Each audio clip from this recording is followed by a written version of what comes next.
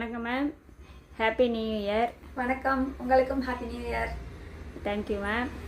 நான் உங்ககிட்ட ஒரு பேட்டி எடுக்கலான் இருக்கேன். நீங்கள் கடந்த 20 வருஷமாக அந்த லேடி சாய்ஸை வச்சு ரன் பண்ணிகிட்ருக்கீங்க.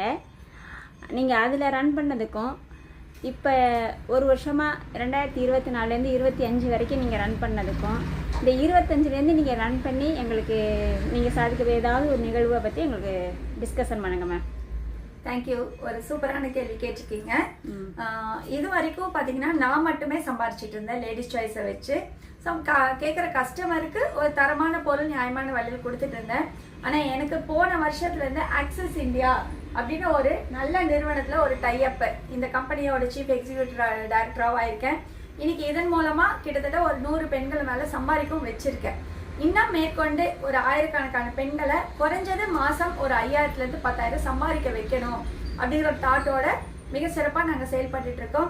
ஸோ இந்த ஆக்சிஸ் இந்தியா அப்படிங்கிறது ஜஸ்ட் உங்கள் வீட்டுக்கு மளிகை சாமானம் இல்லைன்னா பெண்களுக்கு ரொம்ப தரமான கர்ப்பப்பைக்கு பாதுகாப்பான ஒரு நாப்கின் இல்லை வீட்டுக்கு தேவையான மிக்சி அண்ட் எங்ககிட்ட இருக்க 1 கிராம் செயின், குழந்தைங்க ட்ரெஸ் இதை வாங்குறது மூலமாக ஒரு வருமான வாய்ப்பு உங்களுக்காக ஒரு வாங்கினா போதும்.